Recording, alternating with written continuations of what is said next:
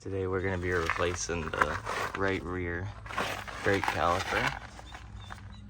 So I'm going to take this wheel off. I already got it jacked up.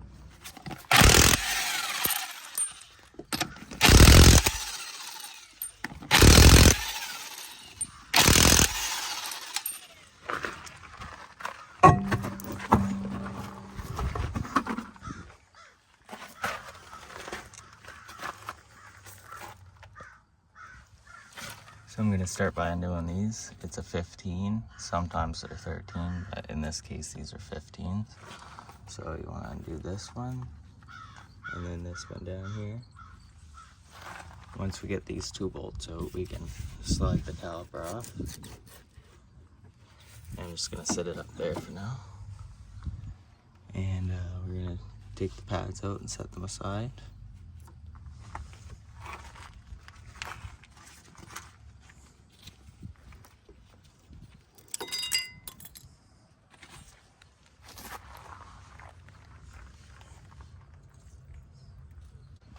Alright, now I'm going to get this bracket off.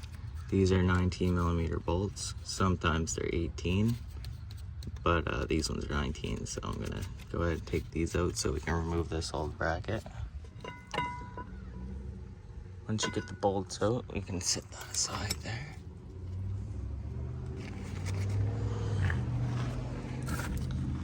Alright, I'm going to undo these bolts here. Those look like they're 13s. So I'm going to undo these two 13s, and then we're going to bolt the bracket up.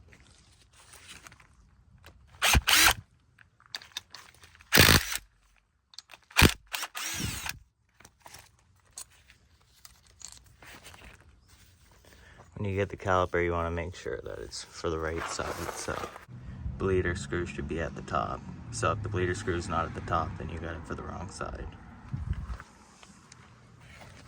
Okay, I'm gonna bolt the bracket into place now. The bracket is on there nice and tight now, so I'm gonna clean up the shims and get it greased up a little bit. We're gonna put them in place. And then we're gonna clean the brake pads up and slide them into place. I cleaned up and put some grease on the brake pad, so I'm gonna slide it into place.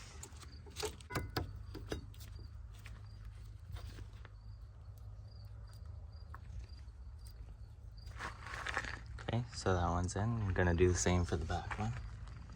Okay, now that I got it lubricated there and ready to go, I'm gonna put the rest of the caliper on it and get the two bolts on it. Okay, I got those bolts bolted on tightly into place. And now we're gonna take a 10 mil and we're gonna crack the bleeder loose a little bit.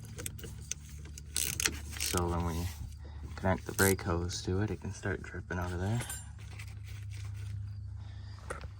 I got the hole unplugged, ready to go. And we're gonna take a 13mm and I'm gonna take the banjo bolt out. It's gonna drip, so I'm gonna do this quick. You don't want it to drip on anything. So we're gonna put it to the side a little bit. Once I get the bolt out, I'm gonna switch it for the new bolt very quick and put the new gasket. One goes back against the screw, and this is gonna go on the other side of the brake line block. And then we're gonna tighten that in. Okay, I got the brake line bolted there now. So soon it should start dripping out of the open bleeder screw there. And if you know how to bleed the brakes, then that's gonna help you here. There's a few different ways you can do that, but usually the easiest way is to get someone to help you. You don't really need to bleed the other brakes if you did the line change quickly like this. You just need to bleed this one wheel. I'm gonna bleed all four wheels. And there you go, it's started dripping, so that means that the fluid is through. But just because it starts dripping doesn't mean all the air is out, so you do want to make sure that all the air is out. But yeah, once it's dripping and there's no more air coming out, then you're good to tighten it up and test it out.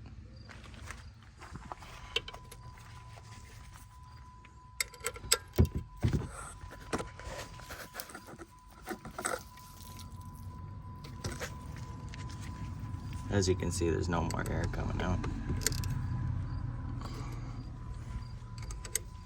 After the caliper's bled, it's a good idea to spray this with brake clean to get any residual brake fluid residue. After you have that cleaned up, you can put the little rubber cap on the end of the bleeder screw and then put the wheel back on. The new caliper is bled and the brakes are nice and firm. Took it for a test drive and it works good.